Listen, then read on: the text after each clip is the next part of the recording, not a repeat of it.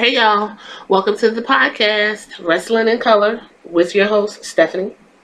I had to take a sip because it's about to get kind of hectic.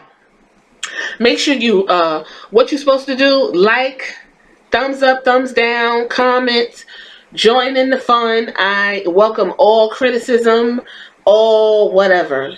What you tell me, I will take and make the page better or worse. Who knows? The links are at the top if you want to follow me on Twitter and Instagram. I do also have a BB Chronicles podcast that's geared toward a more political, in-depth commentary.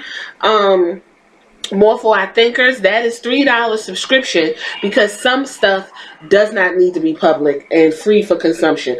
Or if you just want to support, please feel free. So let's go ahead and get into this because last night, which was Sunday, May 19th, was Money in the Bank. It started with the pre-show. It ended at approximately 10:39 p.m.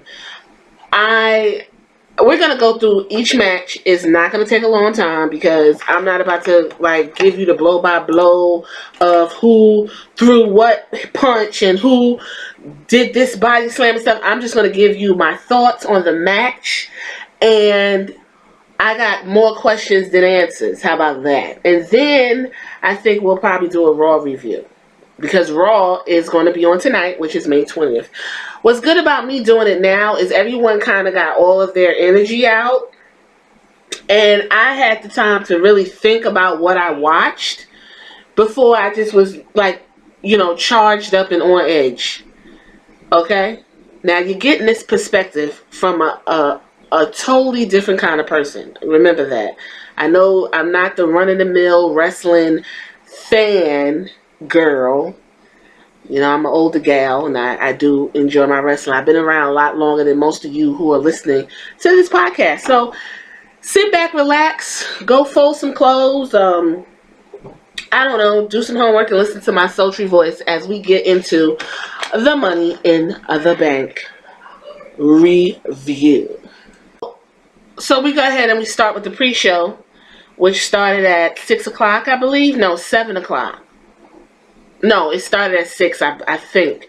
Anyway, the pre-show was Bryan and Rowan versus the Usos. No, I'm not drunk. The match, I mean, nothing really to write home about. The usual clinic that they could have really just did this on either SmackDown or Raw. The Usos came out, called Bryan and Rowan SpongeBob and Patrick to the laughter of the crowd, and they proceeded to pummel each other, and the Usos won. They pinned the SmackDown Tag Team Champions, and a lot of people on Twitter who were live tweeting and stuff were very kind of dismayed or saw this as a fall from grace for Bryan because just a few months ago he was in one of the biggest matches at WrestleMania, helping produce one of the biggest moments for Kofi Kingston, and now he is on the pre-show to a Money in the Bank pay-per-view, and I wouldn't say it's a fall from grace, but it's a turn of events that's a little bit shocking. The Usos are the wild card, so they can go between SmackDown and Raw. They are Raw talent, but because they're wild cards, somehow they ended up on SmackDown, and there is no tag team division in either of the shows. So there's a feud here. Now, I read the review for Raw tonight, and they're talking about how the Usos can either go up against, they have a match with the Revival tonight, but they also could say fuck the Revival and go fight Rowan and Bryan if they want to. I don't care for none of that. I really don't. But anyway, the match was what it was. It was cool. They did a Uso splash, a double Uso splash, and that was it. It was a decent match. Next match that was after that, we went straight into the women's Money in the Bank, and that was, I have to say, it was sloppy. If you ask me, the star of the night was Naomi because her outfit was a cosplay of Bumblebee from, I believe, Teen Titans. So everybody was excited about that. Naomi's so cute. She just has a good time no matter what position or situation she's in. What I didn't like was after the Bryan, the kickoff show, WWE introduced Naomi and then went to the whole package of, you know, this is the Money in the Bank, and introduced Money in the Bank, and then came back and Naomi was still in the ring because you had through to her introduction before you introduced the whole entire, you know, pay-per-view. It was weird. It was really weird. That's what it was. And when that happened, I said, you know what? I can see this is going to be one hell of a fucking night. Okay? So, Naomi came out. She did her thing. Nikki Cross, Natalya, Carmella, Dana Brooke, Mandy Rose, and Ember Moon. Who were the MVPs of the night? I'm going to say Ember Moon because she went ahead and did her signature move off of the ladder outside the ring. Dana Brooke was trying to show you guys that she is someone to watch. Carmella did what Carmella did. There was a point where Mandy hit Carmella in the knee, and you know, she was shooing Mandy away, and she ended up outside the ring, and then she came back later on, whatever. Naomi and Natalya did their little clinic. You know, Natalya has this move where in order for it to work, the person has to be able to do a split. Naomi was in a split on the ladder. Natalya ran across her back and, you know, just basically stretched her pussy out. And there was a point where Naomi was holding her butt because that's what had happened, right? Dana Brooke at one point got up on the ladder and she was just bullshitting. You know, when they pause, it really irritates me because I'm sitting here like, take the fucking hook. Unhook the damn briefcase. They're pausing. Everyone's looking around. It's taking too long. No one's really getting in their spots. And then there was a point where, what's her name? Nikki Cross picked up a ladder and started spinning it. And honestly, no one had to get up. But they wanted to make sure they got this spot in where everyone got hit with the ladder. And basically everyone's running into the ladder and getting hit with it. So there's that. And then, you know, it wasn't fluid. It's a ladder match. Like, a lot was going on. It was alright. I for one wanted Ember Moon to win. I wouldn't have been mad if Nikki Cross won. I wouldn't have been mad if Bayley won. Bayley won. Bayley was really ruthless. She was like really going for the gusto in this match, and I'm cool with Bayley winning. I didn't want to see Mandy Rose and Carmella. That whole shit. What you call it? I forgot her name. Mandy Rose's sidekick. We'll call her until I remember her name. Her throwing her on her back and climbing up the ladder and all that. I didn't like none of that. I thought that was absolutely stupid. You up there, you're literally right there. Bayley climbs the ladder and is face to face with Mandy Rose and Sonya Deville, pushes them off the ladder. She unhooks the damn briefcase. I mean, it was a great moment for Bayley, but to get to that moment was ridiculous. That just was so fucking irritating because Carmella came back in there limping. She beat Mandy Rose up and she thought she was going to climb the ladder. She was the only one with the valid reason to climb the ladder as slow as she was because her leg was messed up. Everybody else is climbing the ladder like they're in the Twilight Zone. Whatever. Bayley won the women's Money in the Bank briefcase. Moving right along. We go into the next match. Now, it wasn't no breaks. It wasn't no breaks. The next match after that, after the women's Money in the Bank, I'm sorry, it was a Sami Zayn segment with Triple H. Sami basically went up to Triple H. He was like, listen, Braun Strowman's mad at me. He's running me down. I don't know what's going to happen. You need to do something about it. Triple H wasn't really trying to hear it. That went on with that, and then we went into the U.S. Championship with Rey Mysterio and Samoa Joe. I personally think it went fast because Samoa, I think he broke his nose, and he looked insane. And everyone looked just as shocked as I did because Samoa Joe shoulders wasn't on the mat. I don't know what the fuck was going on with these refs, but terrible. Terrible. It was like cartoonish. Samoa Joe wasn't on the mat. He jumped up. He's looking around crazy. Fucking Rey Mysterio's looking at him crazy. People in the audience is looking at each other crazy. I'm sitting here looking at each other crazy. It went probably, what, 60 to 90 seconds less than? Something like that. I'm like, what the this is too much. This can't be life. This can't be life. He was bleeding. He looked badass and fucking insane. You know what really irritates me about Samoa Joe? He's so fantastic as a heel. But Samoa Joe, he writes checks that are so big and robust, and he has yet to cash any fucking checks. Why is Samoa Joe being used in this fashion? Why? Rey Mysterio defeated Samoa Joe in a pinfall that was visibly not a pinfall. I was floored. Why do y'all keep doing? What the fuck did Samoa Joe do that he keeps getting handled this way? So after Samoa Joe lost, Rey is celebrating with his son. Samoa Joe comes back and begins to like fucking ragdoll, Rey Mysterio.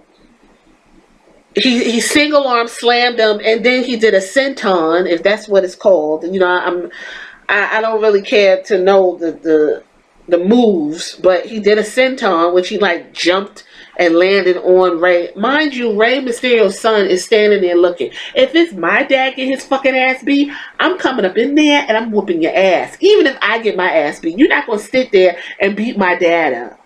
Samoa was like, come on, motherfucker, come on in so I can whoop your ass. Dominique was like, nah, stop doing it, stop. I don't like how this match went. I don't know how this is going. We gonna keep rolling with this fucking storyline.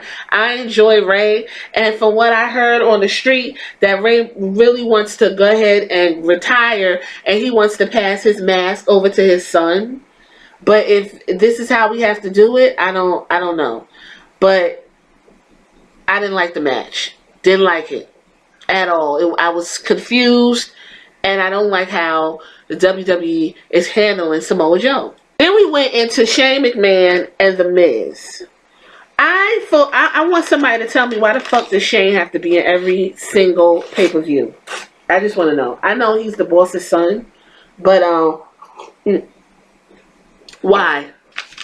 Shane's 50 fucking years old or close to it. I don't want to see it. And somebody tell me, it wasn't me, or was that cage shorter than it usually is? It looked shorter than a normal steel cage. Maybe it was just me. This match was ridiculous. It was unnecessary. It did not have to be in there. From the moment the match started, fucking Shane was trying to get up out of there. He was running up the side. He was running out the side. Fucking The Miz is beating him with a chair. He did a skull crushing finale onto the chair. Somehow his foot was put on the bottom rope, which the referee stopped counting. It's a steel cage match. Listen, I've been around for a minute, okay, and I am far from a wrestling expert, but the last time I checked, it's a steel cage match and there's no rope breaks, but for some reason the fucking ref stopped the count because of a rope break.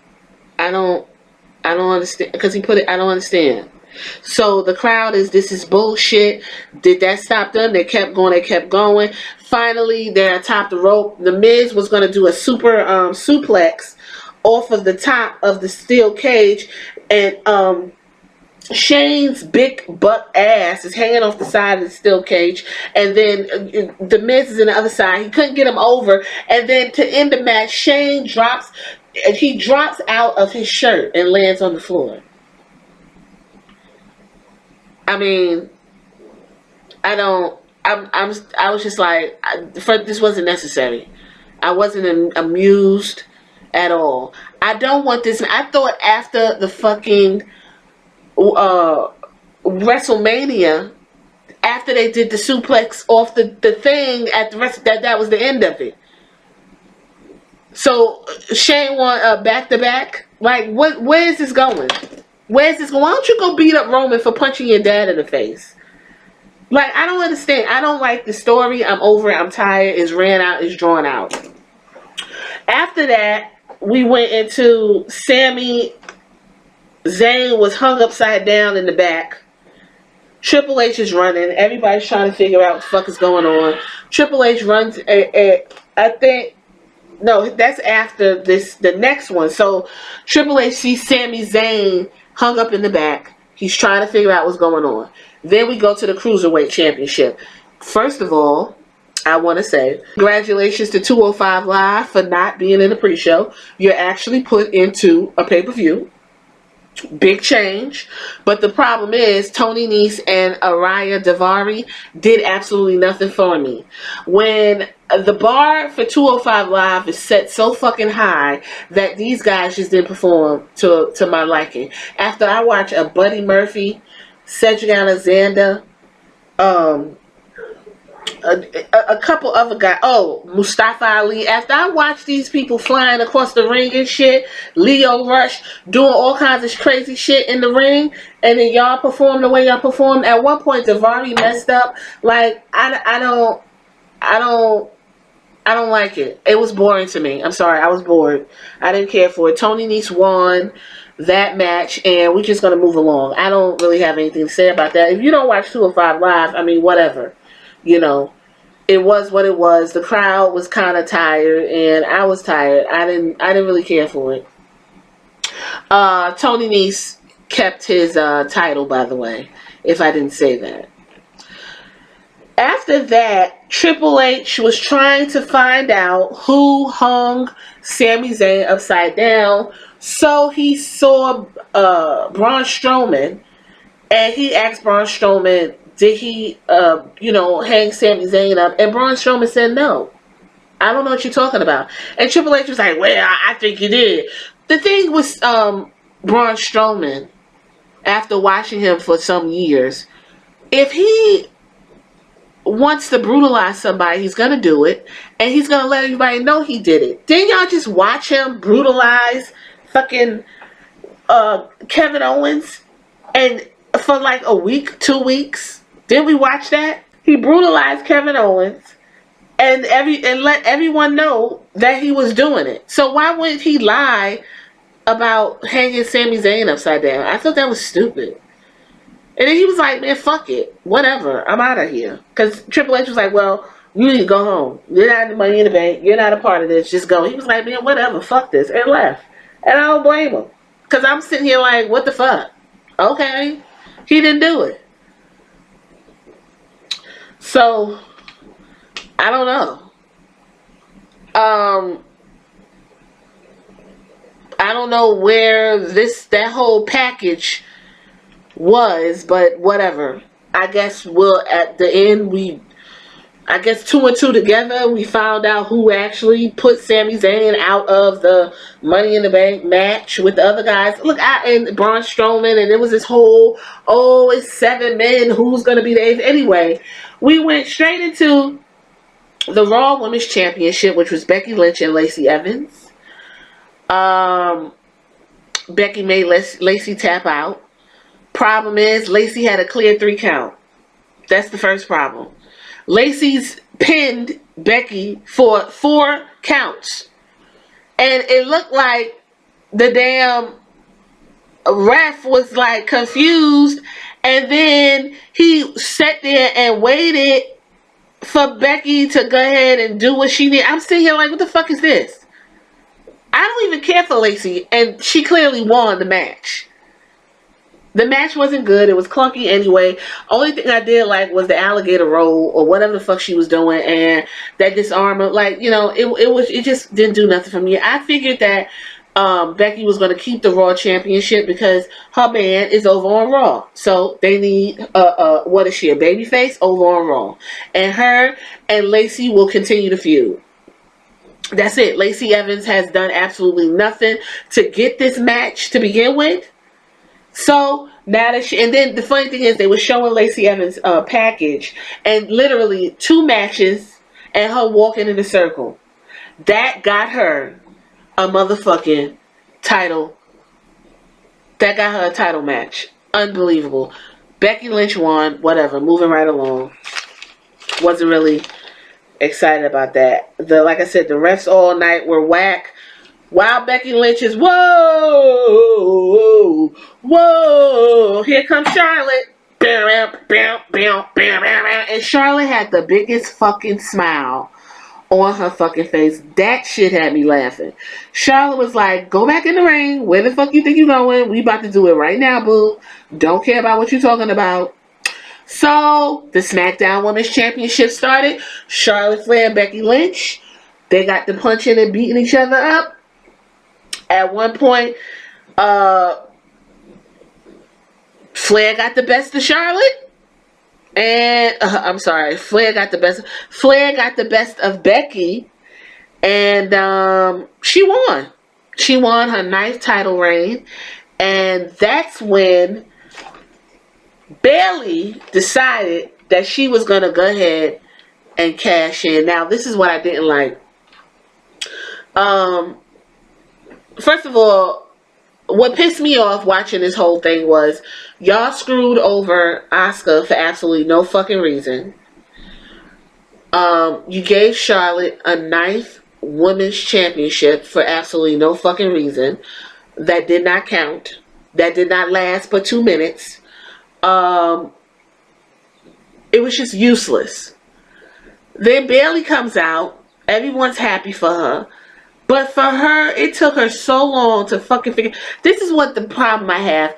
Charlotte, listen, I'm not even doubting her talent. She's a beast. So for her to get ran into the side of the ring and she's laid out, Charlotte, you know, I forget to say that while Becky and Charlotte was fighting for the championship, somehow Charlotte over here distracted the ref. Over here comes Lacey Evans. She gives what's called the women's right, which is a right hook to Becky. Connects. Becky's knocked out. That's when she got pinned, which was ridiculous. That's the worst fucking move ever. The woman's right. Good. I don't know how tone deaf WWE is, but what's going on with women's rights right now, that doesn't fit. That's number one. Number two's coming up. So Bayley comes out. Charlotte's over here laid out. Bayley's standing in the ring.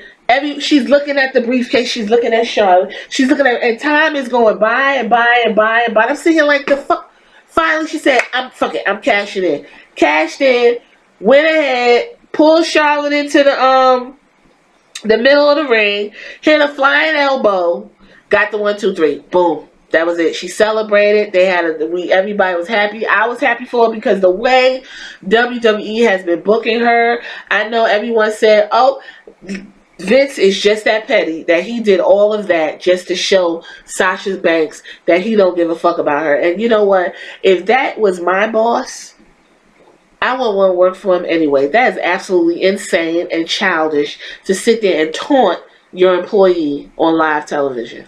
Thing is, a lot of people were like, y'all could have made this a whole storyline. Bayley could have really just walked around with that briefcase and lurked and made Charlotte's life a living hell on SmackDown. Y'all could have really did a lot with that storyline and that briefcase, because honestly, Alexa Bliss cashed in super fast the last Money in the Bank, and y'all kind of just did the same thing. So it was a little bit anticlimactic, but what can you do? I mean, on Twitter, Sasha said she loved her best friend, and whatever fucking WWE is trying to do, they're just terrible, terrible people to sit here and taunt that woman because you don't fucking know how to handle your employees. And the fact that the Women's Tag Team Championships wasn't even on the fucking show. Not even the Raw Tag Team Championships was on the show. The Intercontinental Championship wasn't on the fucking show. What the fuck is the point? Because apparently there's a new belt being introduced tonight on Raw. Why? And and why is Mick Foley doing it? And why is Mick Foley still not having any front teeth? More of that and a whole lot more on the next episode of Dragon Ball Z.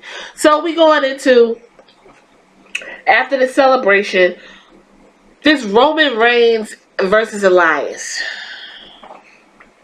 Roman is looking real tired. And Roman's a very good looking man. Okay? And I really think he turns on Vince to a lot of levels. He looks real tired. He looks tired. He looks like he could use a break. He looks like he doesn't want to carry both shows. He looks like, you know, he might need to go and just take a breather. A little bit longer than the couple months he did for his chemo. Roman's walking down the hallway, I guess in his thoughts, because he didn't hear Elias in them fucking high heel shoes creeping up behind him and bust the shit out of him with this guitar. So he bust the shit out of him with the guitar and then proceeded to, you know, pull up his coat, his little jacket, and walk out to the front, sit on a chair, and he has this not his regular guitar. He has like an electric guitar, which was out of tune. And said, bring, bring, and proceeded to berate the audience, do his thing, step out. All of a sudden, the moment he stepped up to the ramp,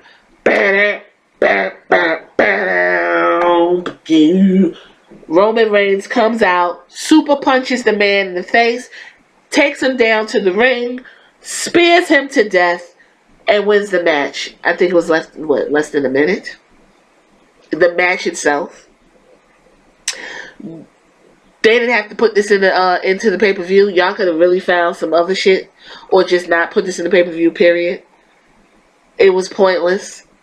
Elias has been buried time and time again, and he has so much potential. He got the look, he got the shit. Elias is a bum at this point. He's a bum. He's walking around and he's bumming it. And it's sad. Roman Reigns beat Elias, okay? Let's keep on rolling. We're going to go right into Seth versus AJ. You know, someone made a point and said that Vince thinks AJ isn't main event material.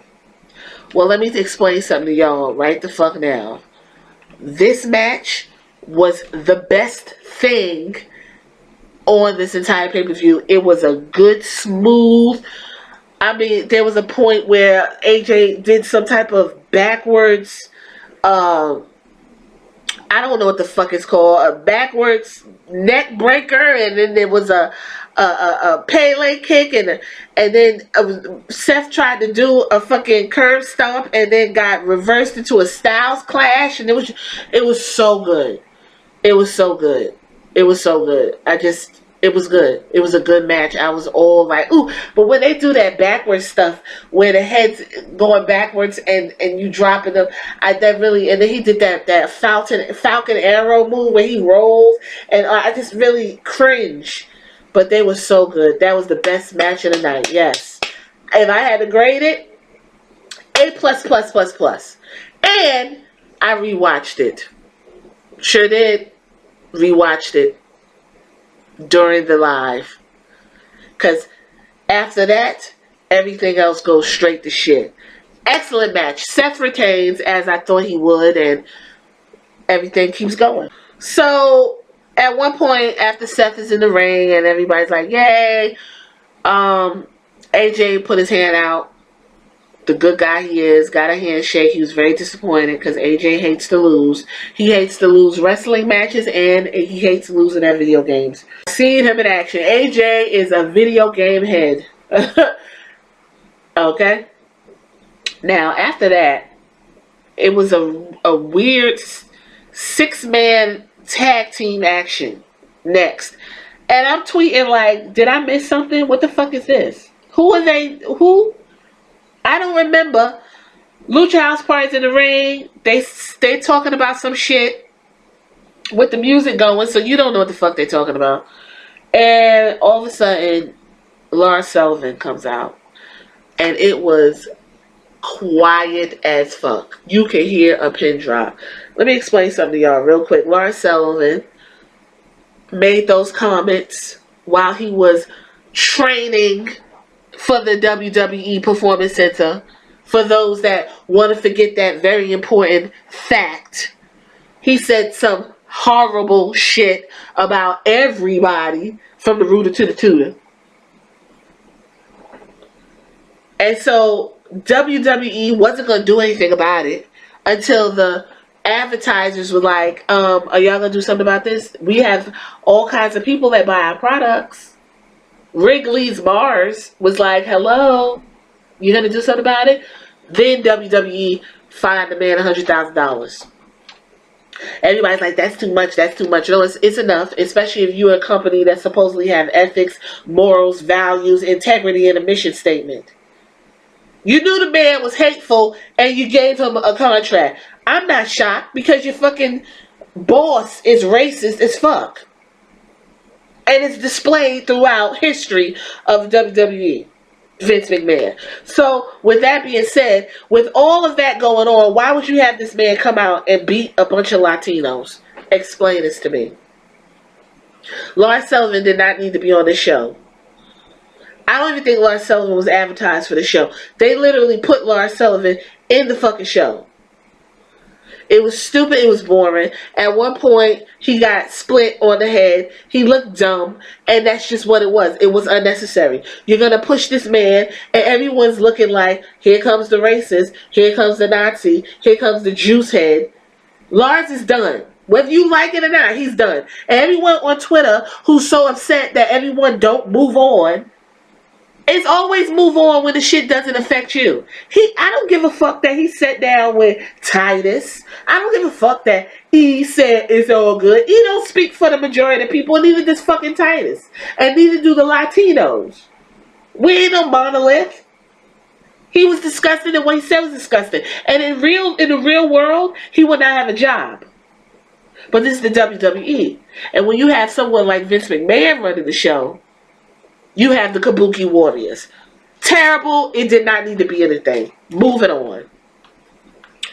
After that, went straight into Kofi Kingston and Kevin Owens. I was tired. Unfortunately, I wasn't really interested. I thought this match went on a little bit too long for my liking. Great for Kofi. It was a good match for what it was. I mean, whatever. There was a couple of real brutal spots, I will say, where Kofi jumped into KO's chest and banged his back on the side of the ring. That was real terrible looking. And then there was a part where he tried to do a moonsault and Kofi put his knees up, and you can see he just bounced off his knees. And it was a cool SmackDown match. Whatever. Kofi Kingston retained. Moving right along, went right into the ladder match. This was the match that was heard around the world. Before I get started, I want to just take the time out to give Finn Bálor, Baron Corbin, Drew McIntyre, Ricochet, Randy Orton, Andrade, Cien Almas, and Mustafa Ali a round of applause. When I tell you, those men put their fucking bodies on the line for our entertainment, it was absolutely brutal and beautiful. I don't know what the fuck Finn Bálor did to anyone in the back, but he was getting thrown and bounced off all kinds of fucking shit. I rewatched this match because the funniest part was fucking what's his name? And Randy Orton being Randy Orton. He's throwing all the little guys out the ring and making all these funny faces. Then he did the, I'm done. Let's move on. And him and Drew is Claymore, and Drew and Baron were working together. At one point, Baron went ahead and turned on Drew. Andrade is kicking motherfuckers in the face. Andrade got Finn Bálor up on the ladder. Flipped over him, threw him into a slingshot into the thing. And look, I don't even know what these moves was. Finn Bálor went into the fucking Andrade, flipped over Finn Bálor, dropped him into the fucking ladder. He bounced up and down off of it. He looked like he was devastated. Somebody said, well, Finn Balor's dead. Then Ricochet gets thrown off of the goddamn ladder into the into the what you call it, I don't even know who threw Ricochet. All I know is Ricochet was in that ladder and his feet was wide spread open. Then there was another spot where he got thrown and hit the damn mat so hard it looked like he was stunned and his foot was just in the air, and Mustafa Ali is getting thrown every which way but loose, and it looked like he was bleeding at one point, and it was just carnage. It was just carnage. RKO on McIntyre. I mean, it was so good. Them guys put so much, they worked so hard.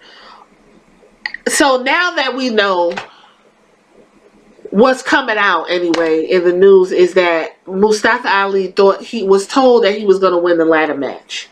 Because at the end of this match, Mustafa Ali is at the top of the ladder and he's reaching, and then when fucking what's his name, Brock Lesnar's music kicks on, Mustafa Ali's looking like, what the fuck? That was a real reaction to what the fuck? Like, why is he here?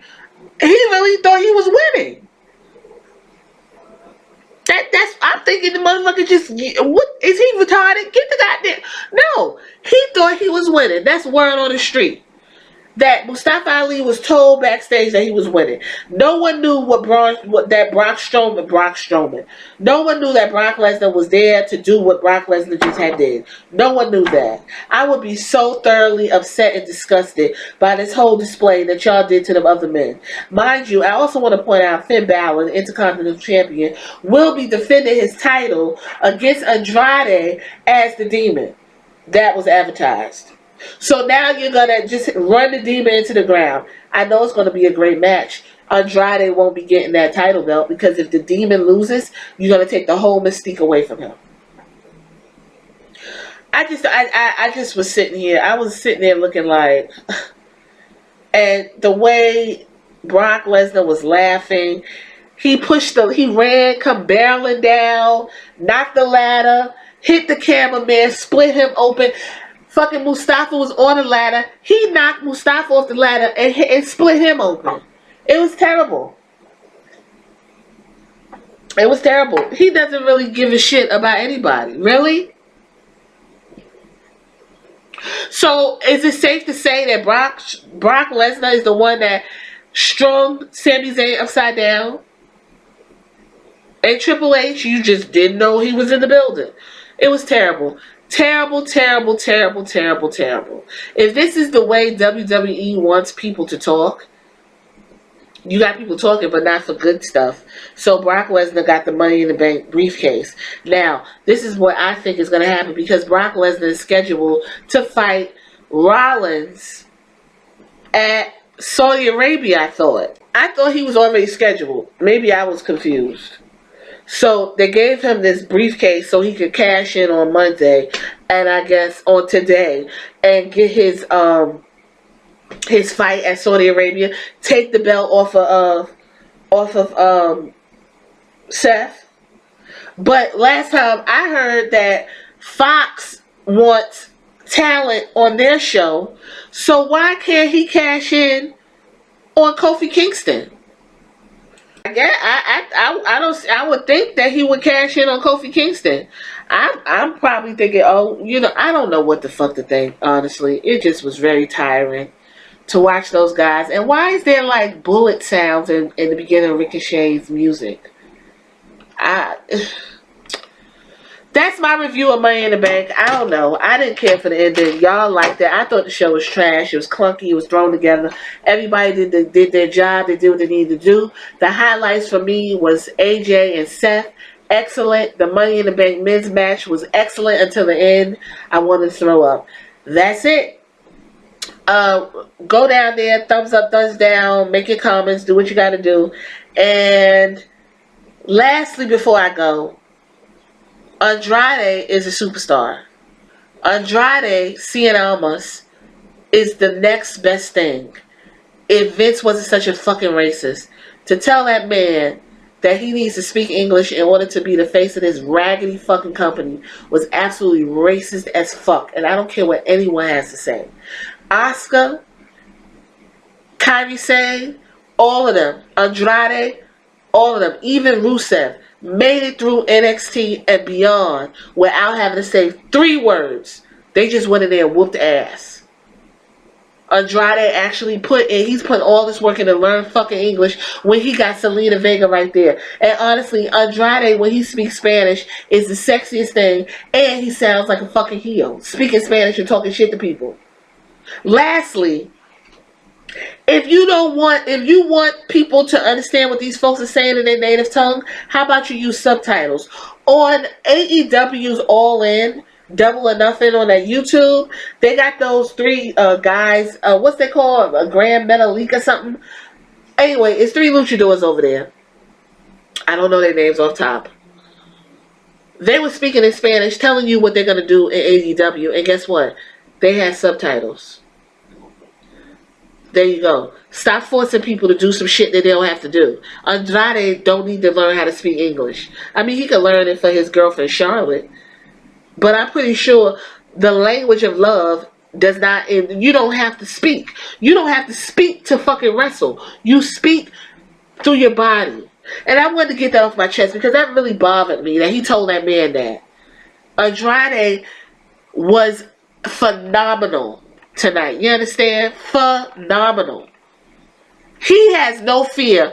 The way he flipped fucking, Finn Bálor. The way he flipped over Finn Bálor, no fear at all. These guys trust each other to give us the best that they can give us. And for them to be treated the way they're being treated, I don't like it. That's my review on Money in the Bank. Like I said, one more time, thumbs up, thumbs down. Subscribe if you like it. Give me a comment. I'm all here for all kinds of comments and whatever. Don't get ridiculous, though. And I'll see you back here on Wrestling in Color. Later.